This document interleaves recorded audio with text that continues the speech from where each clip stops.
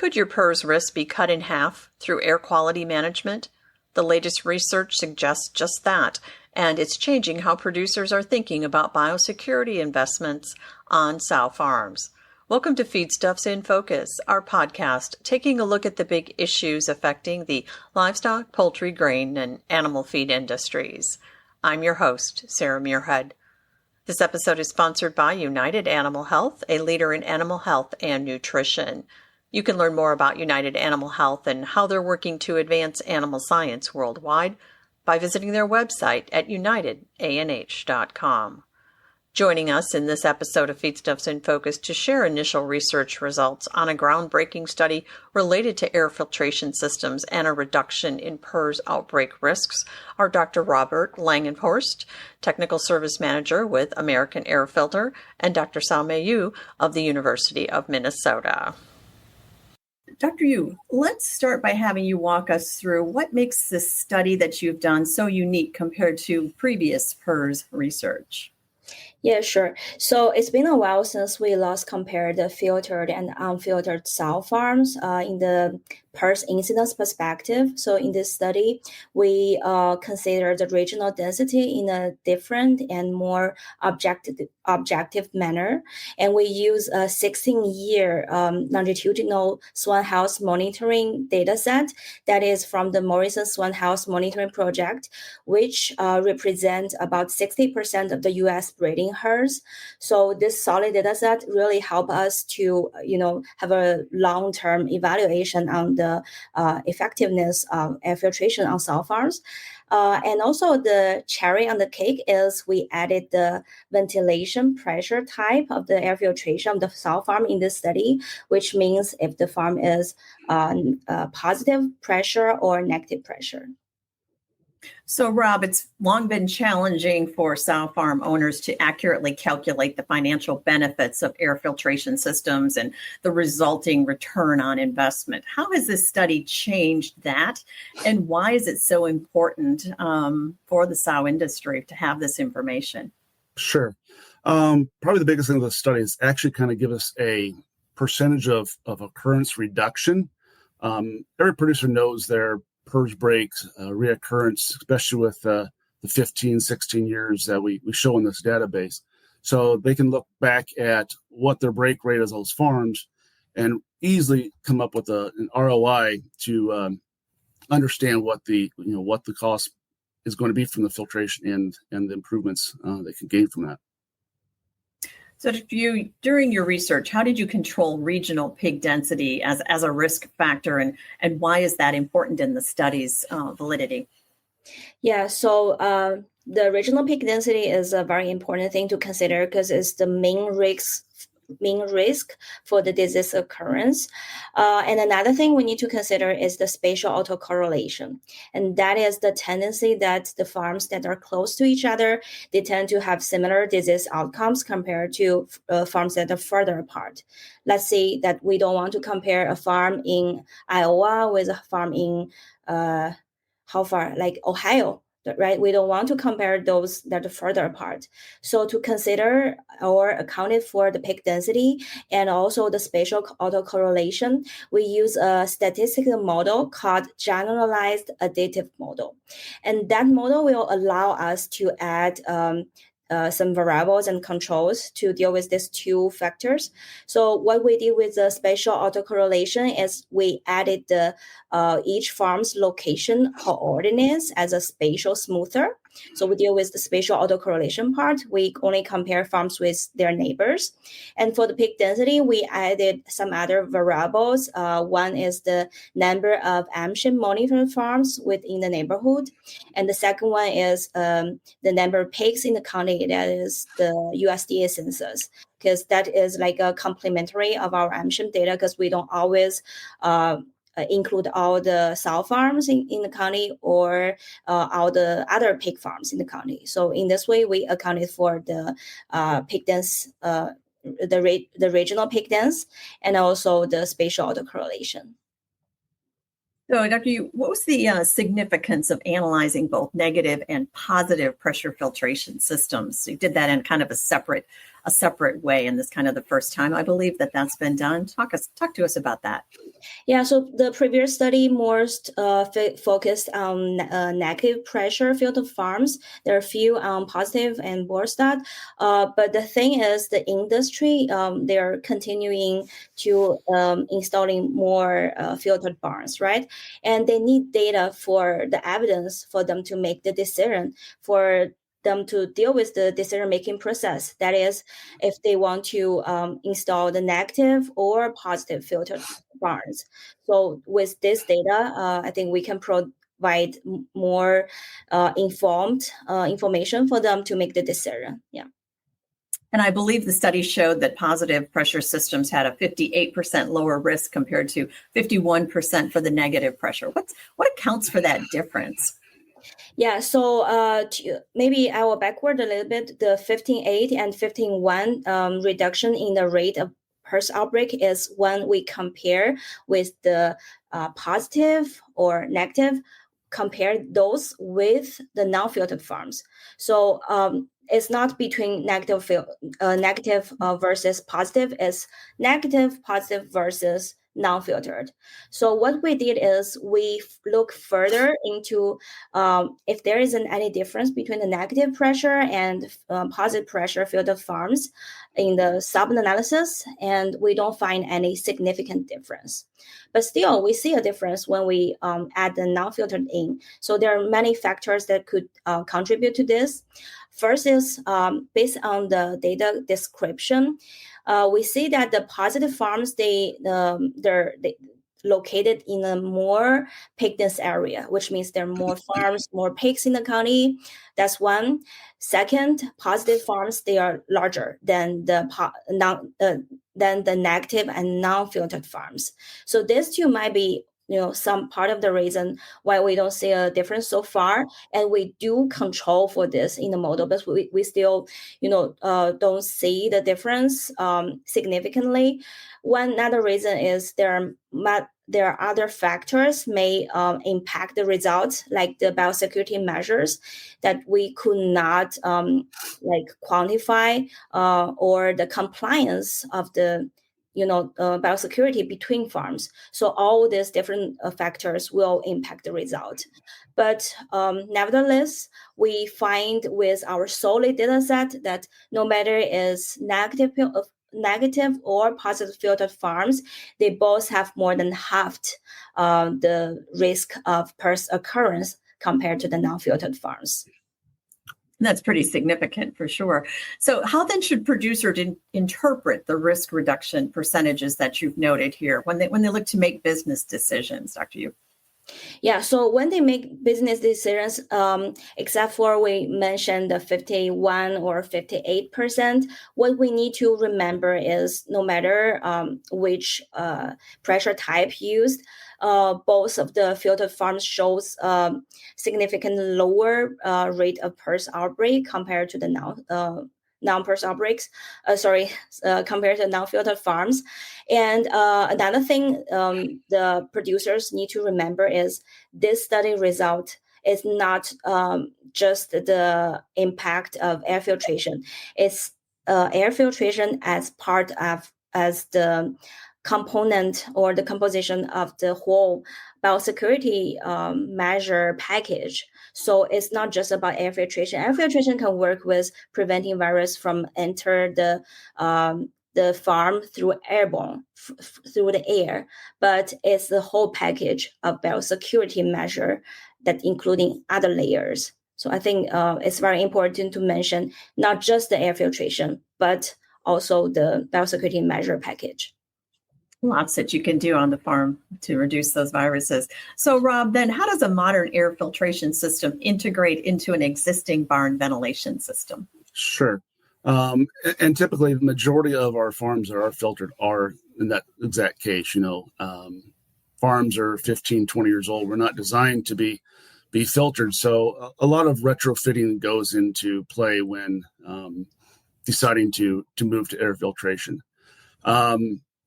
Usually the original fans do not have the quite enough fan power to pull the air needed for air filtration. So we typically see an upgrade in fan capacity, but usually also leads into other site improvements, whether you're sealing up walls, redoing ceilings and attics, new slats. It usually becomes a bigger project, but with the idea that that farm is going to go another 10, 15, 20 years down the road.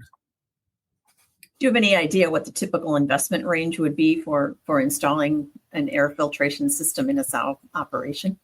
Yeah, it's obviously dependent on size and what direction you go, if it's existing barn or if you're building a new barn, but usually somewhere between $250 and $500 per sow is the rough going rate for air filtration costs. So, Dr. Yu, were there any unexpected findings that surprised your research team when you were working through this? Yeah, so not surprisingly, but when we compare with previous study result that they show 80% reduction in the PRRS risk when there is air filtration installed, we find a slightly lower product effectiveness. And this is possible because we involved more years worth of data, that some of the years we actually include the emergence of the current dominant variant, that is the L1C.5, which is the RFLP 144L1C. So when it emerged in 2020, it really spread very fast and is very virulent. So we include those years for those very virulent variant that they can get into the farm no matter if the farm is filtered or not. Yeah. Just a reminder, if you have any questions for our experts here today, feel free to post those in the chat.